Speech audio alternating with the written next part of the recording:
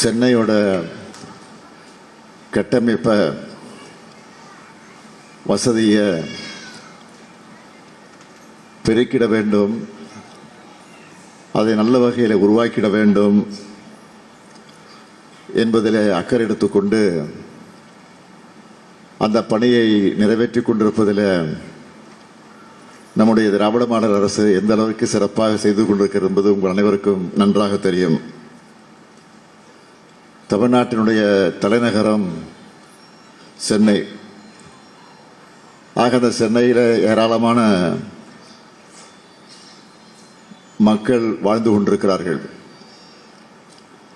வாழ்ந்து கொண்டிருக்கக்கூடிய மக்களுக்கு உரிய வசதியை, நல்ல சுகாதாரத்தை, அந்த வாய்ப்பை உருவாக்கி தர வேண்டும் என்பதற்காக எத்தனையோ திட்டங்களை, அதற்காக பல கோடி ரூபாய் செலவு செய்து பல்வேறு திட்டங்களை இன்றைக்கு நம்முடைய அரசு உருவாக்கி கொண்டிருக்கிறது என்பது உங்கள் அனைவருக்கும் நன்றாக தெரியும்.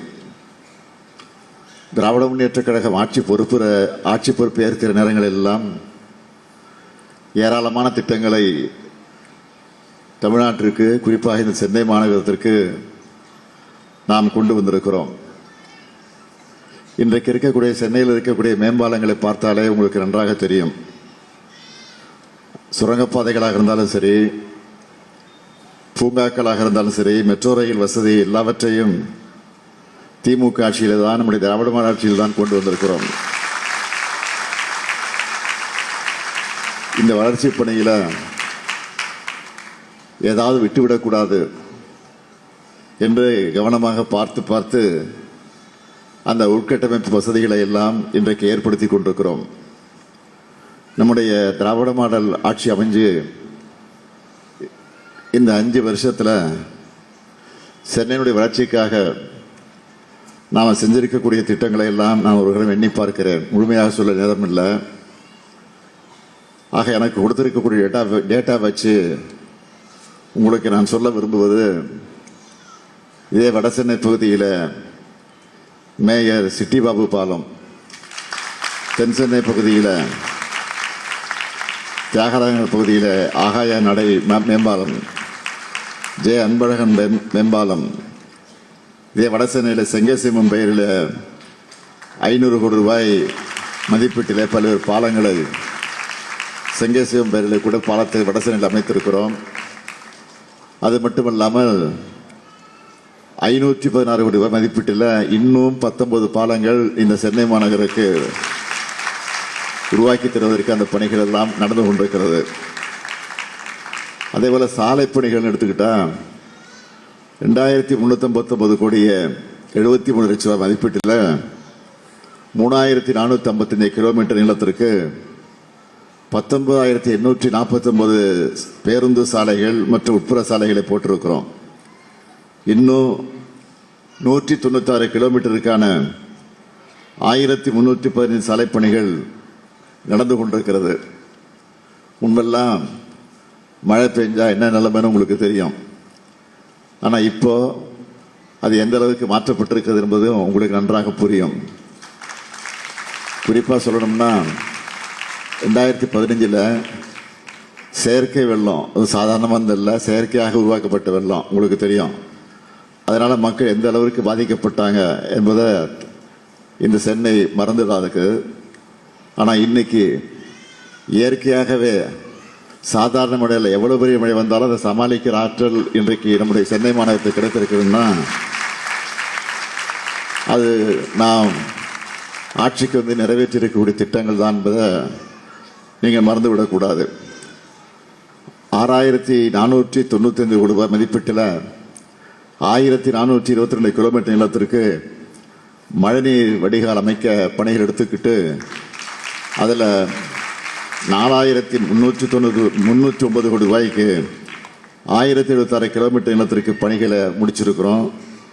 இது மட்டும் இல்லை, நீர்நிலைகள் புனரமைப்பு, மழைநீர் சேகரிப்பு கட்டமைப்புகள், பூங்காக்கள், விளையாட்டு திட்டங்கள் நிறைய செஞ்சுக்கிட்டே இருக்கிறோம். அந்த வகையில் தான் இன்றைக்கு இந்த பகுதியில், திருவைக்காநகர் தொகுதியில் இன்னைக்கு திறந்து வைக்கப்பட்டிருக்கக்கூடிய அண்ணல் அம்பேத்கர் திருமண மாளிகை. இதனால் இந்த பகுதியில் இருக்கக்கூடிய மக்களுக்கு மட்டும் இல்லை, சுற்று வட்டாரத்தில் இருக்கக்கூடிய தொகுதிகளுக்கும் பகுதிகளுக்கும் நிச்சயமாக இந்த மண்டபம் பயன்பட போகிறது என்பதை யாரும் மறந்துவிட வேண்டிய அவசியம் இல்லை.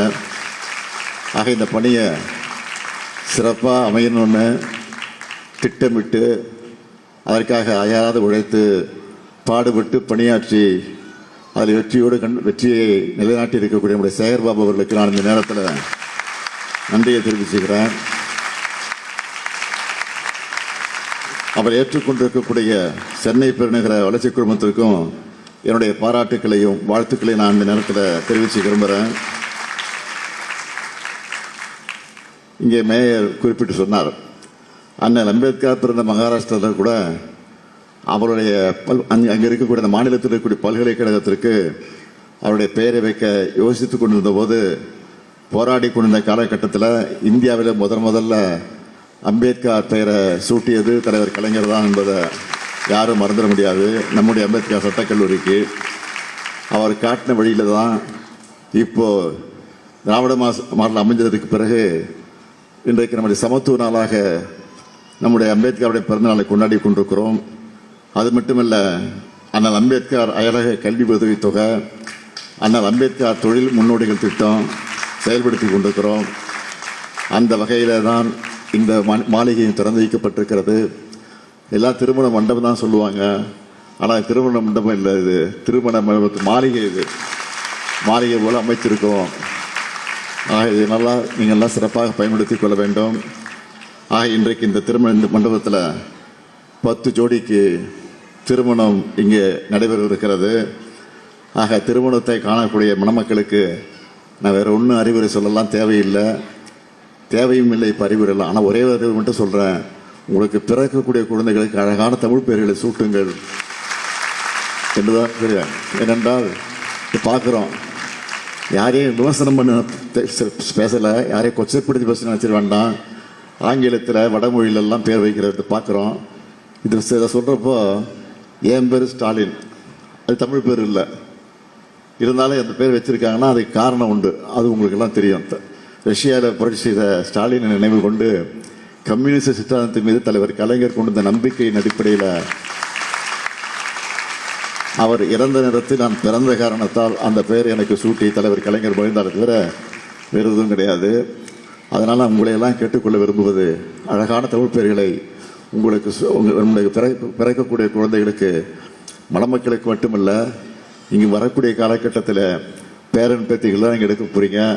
அப்படிப்பட்ட பேரன் பேத்தி எடுக்கிற போது, குழந்தைகளை பெற்றுக் கொடுக்கிற போது அந்த குழந்தைகளுக்கு அழகான தமிழ் பெயர்களை சூட்டுங்கள் என்று உங்களையெல்லாம் அன்போடு கேட்டுக்கொண்டு, மனக்கோலம் கொண்டிருக்கக்கூடிய மணமக்கள் வாழ்க்கையில் எல்லா நன்மைகளையும் பெற்று பல்லாண்டு காலம் வாழ்க வாழ்க, வீட்டுக்கு விளக்காக, நாட்டுக்கு தொண்டர்களாக வாழுங்கள் வாழுங்கள் வாழுங்கள் என்று வாழ்த்தி விடைபெறுகிறேன். நன்றி, வணக்கம்.